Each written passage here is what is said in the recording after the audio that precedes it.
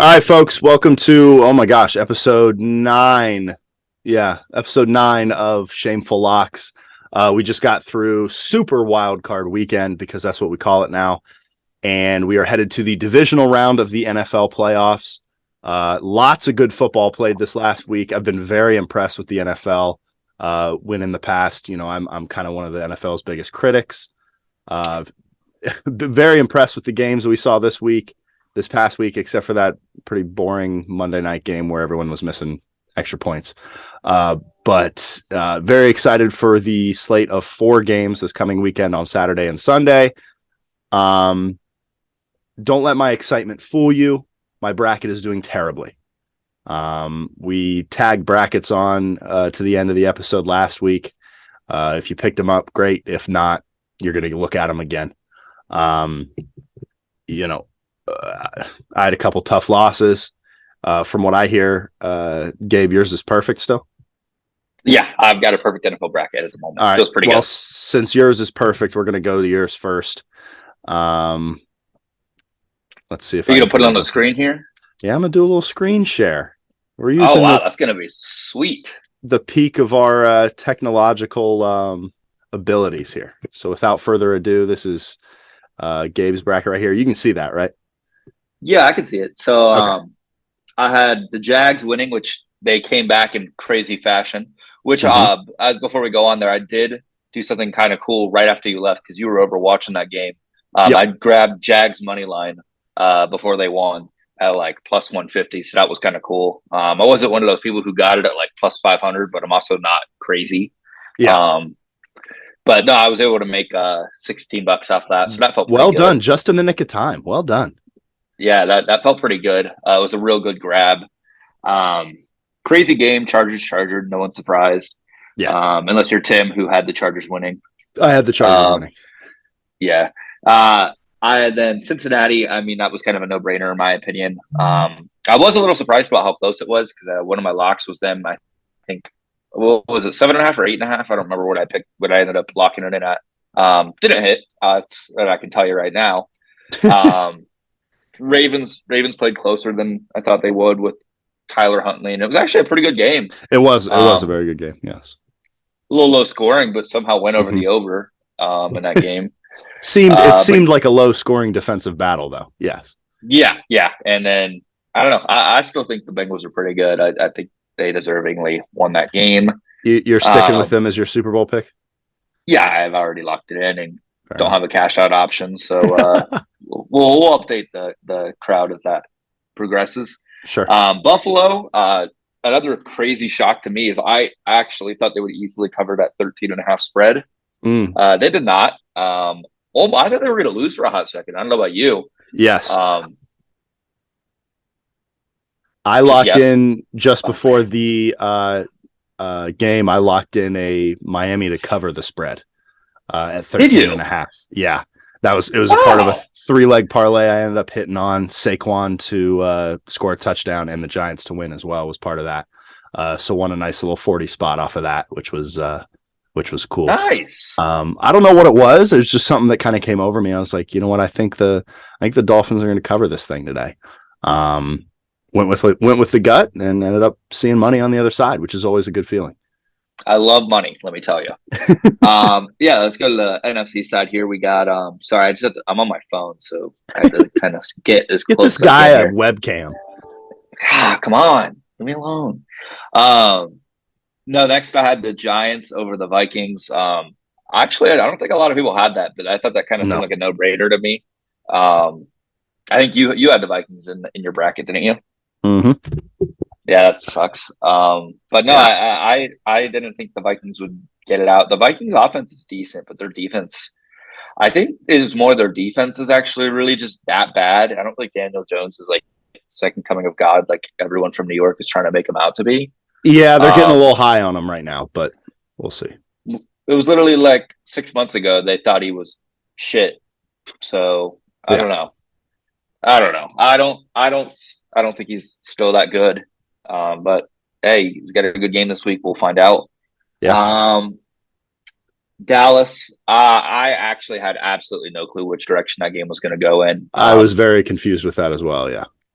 I mean, my gut was telling me Dallas, but every time if I would have put money on Dallas, I know how that's gonna go. Tom Brady's gonna come in and do me dirty, and then I'm gonna hate him even more. Yeah. Um, I think I won like $10 that night, a freebie, not an actual freebie, but it was like Brady 200 yards, 40 yards for Godwin, 40 yards Yeah. for Lamb. That sure will take it. Yeah. None of my freebie part or my free bonus parlays hits. That sucked, but Never good. Tough feeling. boring game. Boring game. Screw you, Brady. You suck officially. And then 49ers. Yeah, that game actually, I thought they were going to lose too for a second, man. Mm-hmm. And I don't know. That fourth quarter came and they kicked it on, and something awoke within my boy Brock Purdy. 4 tutties. Yeah. Not on the George Kittle, of course, the guy I bet on. Of course. No, see, that's why he didn't have any, is because you bet on him. Yeah, this week, don't George bet on him, Kittle. and he'll have like 5 touchdowns. George Kittle screwed me all fantasy playoffs. I'm in 3 fantasy leagues, and he eliminated me from playoff contention. And then in the playoffs, he eliminated me the next week. And then I think after that, some guy I didn't want to win won because he had George Kittle. And I was like, oh, George Kittle's automatic all of a sudden. So I bet on George Kittle to have 2 TDs, not even 1. Right. Typical. But right. Yeah, that's my bracket. Do you want me to just keep it going with our locks?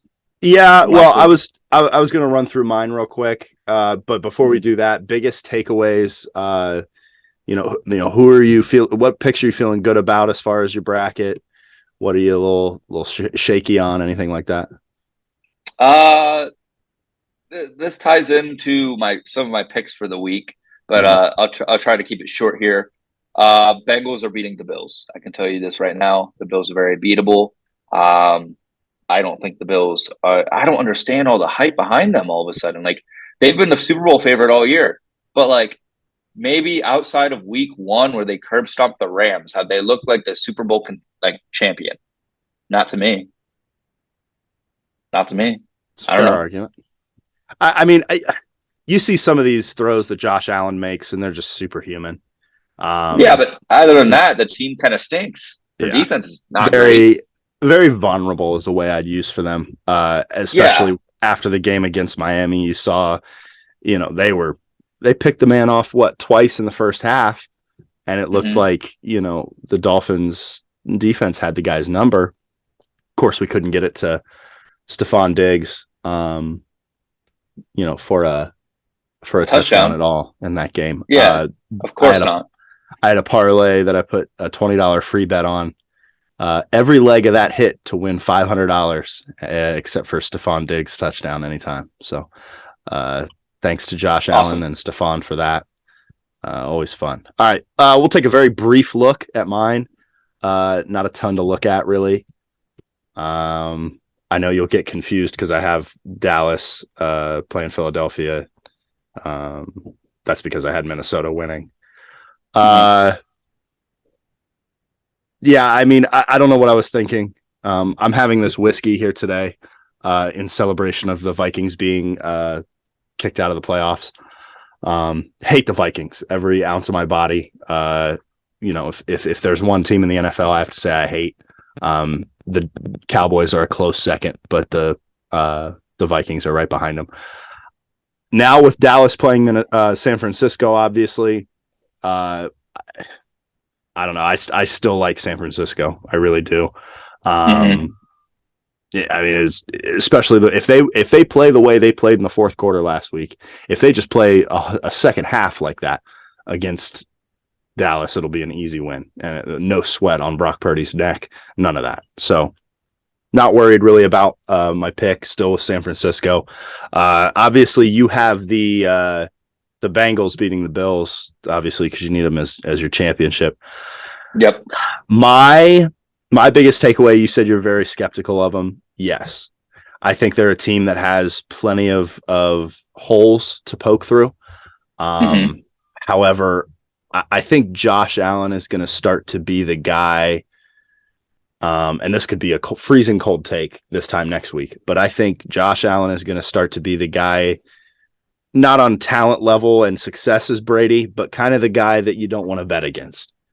Kind of like Really? how we've looked at Rodgers with, down the stretch there, people weren't giving him any shot to make the playoffs. Obviously they didn't. I'm fully aware of that, and I've cried multiple times because of it. But he got him because of his talent. He got that team that looked like nobody wanted to play football anymore. He got them to a point where they had to win one game and they were in the playoffs. I think Josh Allen has that same type of caliber of competitiveness and just gamership, just straight. He's a gamer, you know what I'm saying? Mm-hmm.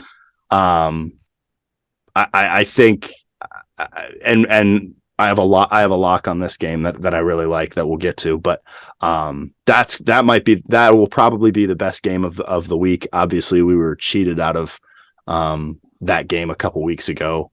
There's a guy who's okay. With a guy that's okay now and perfectly fine sitting on his couch goofing off with the boys. But other than that, I had the Bengals beating the Ravens. I don't think there was any question in that whatsoever. I did have the Chargers. Unfortunately, my thought process into that one was,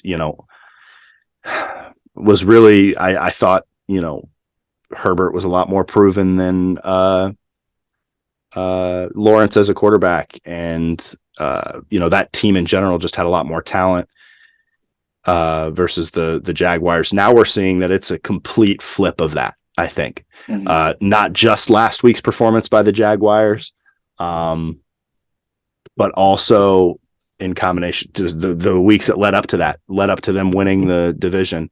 I think we're seeing that, this team is for real. And they've already surpassed any expectations that their fans, ownership, management, probably even some of the players had for this season to begin with. So it's going to be really cool to see what else they can do if they can make a splash against the Chiefs this week. But we'll just have to wait. Absolutely agree. I agree. I like the Jags. I don't think they'll win, and I wouldn't bet them to cover as a lock. Maybe with a free bet, maybe with a free bet, maybe we're talking about. But I mean, the spread's 8.5. Yeah, would I be shocked if the Jags make it a close game? Absolutely not. Because the Chiefs, they like to take their foot off the gas in the third and fourth quarter when they're already up 28-7 or something like that. And Jags seem like the comeback kids this year, Yeah, and you say that about the Chiefs, and I completely agree. But it's kind of odd to think that they're a team that historically has done that. You've seen it in the Broncos game. In the second half of the season. Yeah. And you've seen this just kind of weird, like complacency that they've gotten. I think the Chiefs are probably all in all the smartest football team in the nation, offensively. Just the way that they have some experience at wide receiver, maybe not the most talent, but they have some really good experience at wide receiver. Obviously, Travis Kelce will always be a big time, big brain type of dude. He knows everything that's going on, just as much as most of the quarterbacks in the league probably know. And Pat's the same way. So I think that'll be a really good game as well, as long as the Jags don't just come out flat. I think that's the biggest thing. So yeah, well, I pretty much agree with everything you just said. I think they have the highest ceiling when it comes to offense in the playoff of the remaining teams in the playoffs. Yep. Actually, in the whole league. I don't know why I said just the playoff teams, because these are the teams that are the best for a reason. Yeah. Without further ado, we'll get to last week's locks. We both had 2. We're doing 2 again this week. We both went 1-1, but we also both had one of the same locks. We both had the over in the Jags game, which was a great game. Hit over. I think it shattered it, wasn't it? Like 42.5? Yeah, I think is what it was set at. Either way, it blew it out of the water because they were 61, right? Yeah, something like that. Either way, 61. I think the over was hit like early in the third quarter. Yeah. So we both went 1-0 to start the week, and then or actually you went 1-1 because you had the Seahawks to cover plus 9.5, which looked really good, like we talked about a little bit already. But then the 49ers just realized that they're the 49ers and went crazy in the second half. And have the best constructed offense in the in the league. So and defense. Yeah. But then I had the Bengals to cover. I think I don't remember what I grabbed them at. I said earlier 7.5 or 8.5. Either way, it didn't happen. They only won by 7. Yep. But yeah, we both went 1-1 in the playoffs. Let's go 2-0 this week. Let's do it. All right.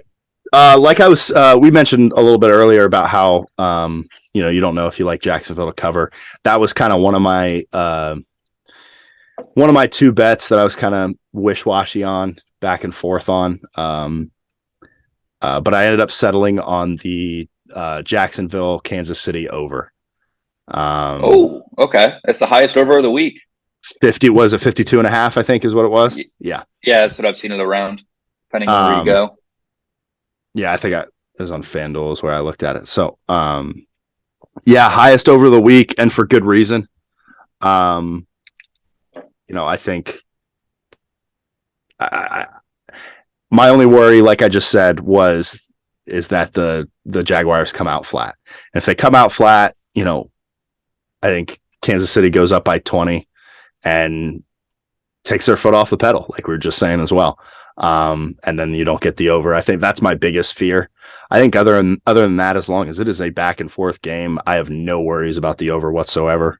That'll pretty much just take care of itself in the natural flow of the game.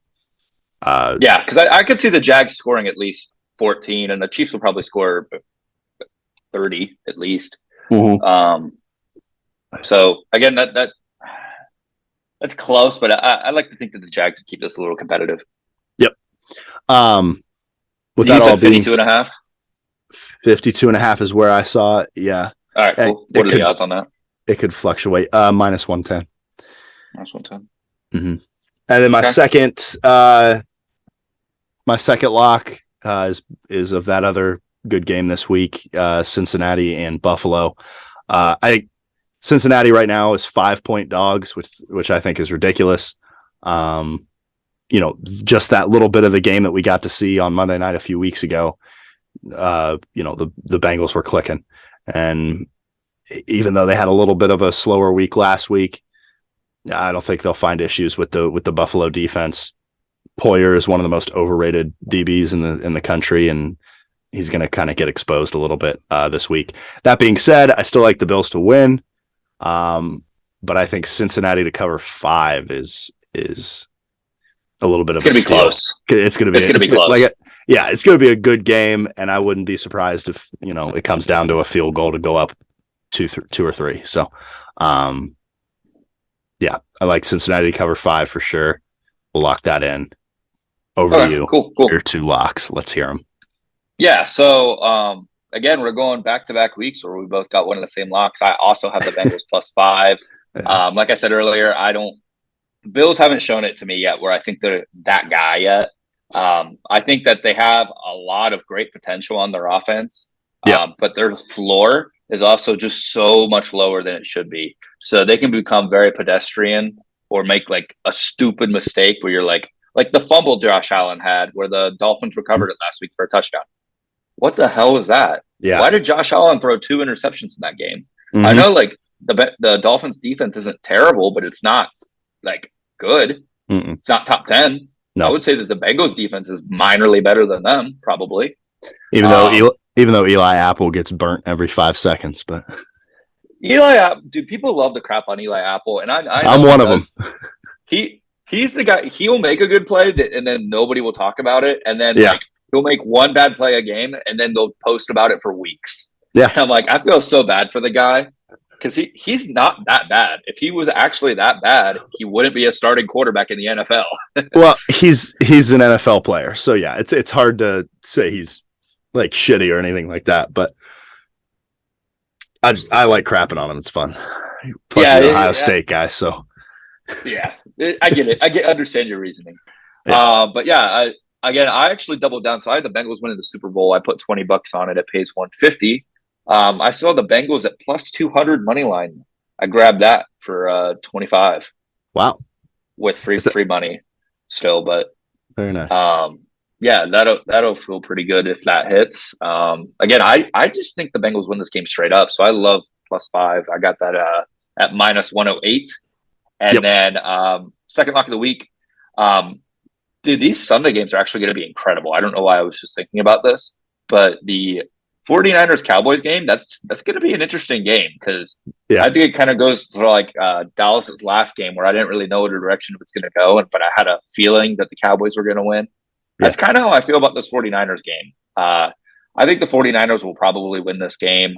But again, would I be super duper shocked if the Cowboys kept it close for a majority of the game? Not at all. No. But especially with the way Dak was looking the other night. Now, the Buccaneers snuck into the playoffs. There's no doubt about that. They won a horrible division. But and you know how I feel about the Cowboys. So, when I say this, I mean it. Dak looked good. He did. Best game of the season for him. Not even close. Tony Pollard continues to improve every passing game. I think he should by far be your number one running back over Zeke, where Zeke seems to have kind of become complacent, and it hasn't been, and it's not a recent thing.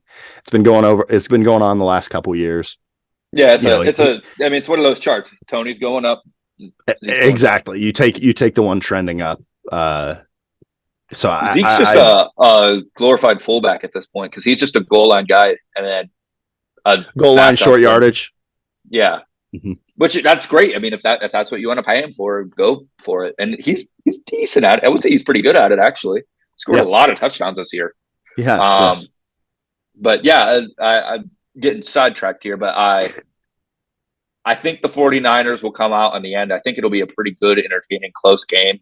But the 49ers defense is just a billion times light miles better than the Tampa Bay defense, and the offense isn't pedestrian. So I think the 49ers will win this game. I got it at minus 3.5 at minus 104. I wouldn't be surprised if they win by a little bit more than that, but 4 points is pretty easy. I'll give it to them. Yeah, man. Big week of football this week, man. Yeah, I think these 4 games are all going to be really good. I think the only one that has the biggest possibility of getting out of hand is that Kansas City Jacksonville game. Yeah, absolutely. That's the first one. I mean, that's the first game we're starting out with. Hell yeah. Yeah. Because we didn't even say a word about this Giant Eagles game. Yeah. That's true. And that's another divisional matchup in the playoffs. Those are always good, no matter what the setting, no matter what round. Those are always great to watch. Saquon's really coming into his own this whole year, let alone the last few weeks, which is cool to watch. Always kind of rooted for Saquon. Me too. Not when he was with Penn State, but in the NFL, I have. But he's cool to watch. I love a good ground and pound classic running back. That's there to put a hurting on somebody. So, of course. Biggest thing you're looking to this weekend in the divisional round of the NFL playoffs? Let me hear it. If the Bengals lose, I'm screwed. I'm losing a lot of money if the Bengals lose. No, I think we're going to get a lot of high scoring games. Did you know that the overs this past Super Wild Card weekend, would they go 5-1? And they were half a point. They went 5-1 in the overs this weekend. And the one that didn't hit was the Monday night game, the Cowboys Bucks. And it was set at 41.5 or 44.5 or 45.5. It was 45.5. And the game had 45 points. It was half a point. So half a point. If that kicker would have made one of those extra points. Just one of them. He missed 4 and 1. So I don't understand. After 2, I'm setting them out for 2 every time. I didn't understand the. And that's what Dak was saying. You saw the go for fucking 2. You saw. Yeah. What are you doing? I'd be feeling the same way. I feel like there's no excuse for that in the NFL. Like, you're getting paid millions of dollars to kick a ball through 2 poles, man. That is your only job. It's not as complex as any other position on the field. And kickers will get mad at me for saying this, but it's one, like, I'm sure there's tons of intricacies that I don't know about as a kicker, but I'm telling you, it's nowhere near as complicated as trying to read a coverage as a quarterback, or play off the hip of a wide receiver as a DB, or go up try and block JJ Watt off the edge. There's no way it's as difficult as any of those things. I think I've heard a lot of talks about how the NFL is going to start expanding the size of the roster, and I expect as this roster size starts to expand, that teams may carry an extra kicker. Yeah. Almost, for example, I think this is a good analogy to kind of compare it to, like, say your defense gets a turnover, and literally the next play your QB throws an interception, because that's the equivalent of what it is. Your team just got scored a touchdown. All right, guys, we scored a touchdown. We're up in the game. Mm-hmm. Kicker missed. What the fuck? The same exact thing. I mean, I understand it's a little bit smaller in the grand scheme of things, but like, Yeah. say your quarterback goes out and throws 2 or 3 picks right after your team gets a turnover, people are going to be calling for his head instantly. Yeah. Like, why the fuck is that guy out there? Right. But no, I think teams need to start, possibly if the roster sizes expands, like I'm possibly hearing about, potentially keeping a backup kicker out there. That's an interesting thing to expand the roster sizes. We'll see how that goes. I'm sure that'll be a point of topic over the off season. But all right, folks, with all that being said, this has been episode 9 of Shame-Ful Locks for the divisional round of the NFL playoffs 2023. A lot of good football this week. We've said it a million times. We'll say it one more time. I'm so excited. Check back with us next week to check on our locks and how our brackets are doing and Super Bowl picks, things like that. All right, folks. We'll see you next week.